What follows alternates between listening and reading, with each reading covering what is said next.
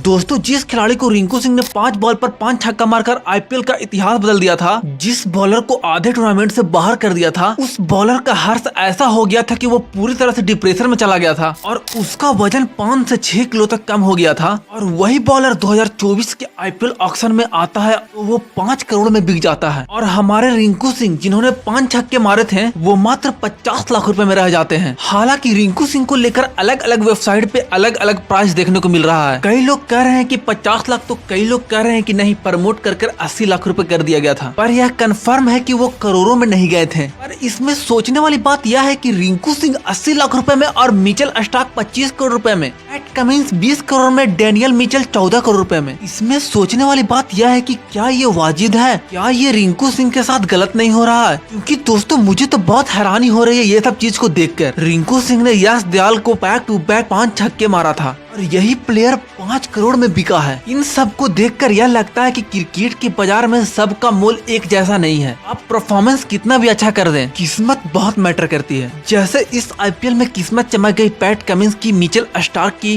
बड़े बड़े लोग इस बात को पचा नहीं पा रहे हैं कि कैसे रिंकू को मात्र 80 से 50 लाख रुपए मिले हैं और यश दयाल को 5 करोड़। पर रिंकू सिंह को यहाँ तक पहुँचने में काफी स्ट्रगल करना पड़ा है। रिंकू सिंह खुद बताते हैं कि उनके लिए पैसा मैटर नहीं करता, बल्कि उनके लिए केकेआर के लिए उनकी लॉयल्टी मैटर करती है। रिंकू सिंह का जन्म उत्तर प्रदेश के अलीगढ़ में हुआ था। रिंकू सिंह कुल 5 भाई बहन हैं। बचपन से ही रिंकू सिंह पढ़ने लिखने में थोड़े कमजोर थे। अच्छी बात यह है कि वो बहुत ही कम उम्र में समझ गए थे कि उनसे अब पढ़ाई लिखाई नहीं हो सकता है। और 9th क्लास में एक बार फेल होने के बाद रिंकू सिंह ने पढ़ाई को पूरी तरह से अलविदा ही कर दिया, क्योंकि उनके पिताजी के पास उतना पैसा नहीं था कि वो उन्हें एक अच्छी शिक्षा दे सके। रिंकू सिंह को क्रिकेट खेलने का बहुत शौक था। रिंकू सिंह को जैसे ही मौका मिलता वो क्रिकेट खेलने को निकल जाते थे। उनके पिता घर घर सिलेंडर पहुँचाने का काम किया करते थे। वो ये नहीं चाहते थे कि उनका बेटा गरीबी में उन्हीं की तरह गुजर बसर करे। लेकिन रिंकू सिंह को यह बात समझ में नहीं आती थी, क्योंकि उन्हें यह मालूम था कि पढ़ाई लिखाई उनसे होने से रही। इसलिए उन्होंने अपने आप को क्रिकेट में ही झोंक दिया और वो रात दिन क्रिकेट खेलना और क्रिकेट के बारे में ही सोचना चालू कर दिया। उनका परिवार बहुत ही गरीबी में जीवन जी रहा था। उनके पिता घनचंद एलपीजी की सिलेंडर का डिलीवरी किया करते थे और भाई भी छोटा मोटा काम किया करता था। उनका 7 लोगों का परिवार 2 कमरे के झोपड़े में रहा करता था। उनके पास रहने के लिए पक्के मकान भी नहीं थे। उनके पिता की महीने की कमाई मात्र 6 से 7 हजार रुपए ही थे और उन्हीं से उनके 7 परिवार का पूरा घर चला करता था। और फिर आखिरकार रिंकू को भी काम करने को कहा गया। रिंकू सिंह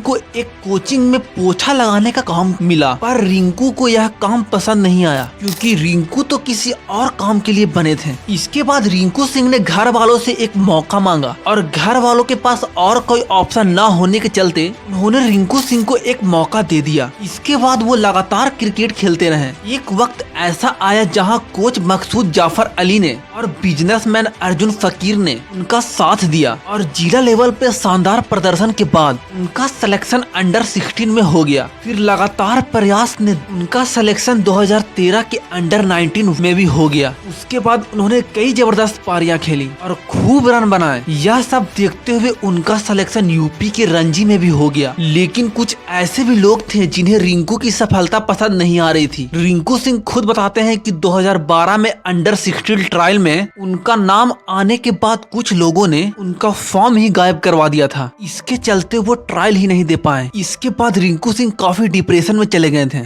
यहाँ उनको मदद करने आया उनका दोस्त जिशांक, जो कि इस बात को यूपी के सिलेक्टर तक पहुँचाया। इसके बाद रिंकू सिंह का दोबारा से ट्रायल करवाया गया, जहां उन्होंने 154 रन की पारी खेलकर सिलेक्टर्स का दिल जीत लिया। फिर किंग्स 11 पंजाब ने रिंकू को 10 लाख रुपए में खरीदा, पर अफसोस की बात यह है कि उन्हें एक भी मैच खेलने को नहीं मिला। फिर 2018 में केकेआर की नजर रिंकू सिंह पर पड़ी और फिर वो केकेआर के तरफ से 80 लाख रुपए में खरीद लिए गए। उनका प्रदर्शन केकेआर में इतना शानदार था कि उन्होंने केकेआर को बड़े सारे मैच जिताए। यही नहीं, आज वो इंडियन टीम के लिए T20 के फिनिशर भी हैं। पर फिर भी उन्हें इस IPL में मात्र 80 लाख रुपए में ही रिटेन किया गया, जहां विदेशी प्लेयरों को पैसे भर भर के दिए जा रहे हैं और वहीं अपने देश की प्लेयर रिंकू सिंह को मात्र 80 लाख रुपए, वो भी 2023 के IPL में इतना अच्छा परफॉर्मेंस देने के बावजूद। आप यह फर्क साफ देख सकते हो कि IPL कैसे विदेशी प्लेयरों को जेब को भर रहा है। इन सब के ऊपर आपकी क्या राय है, हमें कमेंट बॉक्स में बताना ना भूलें। धन्यवाद।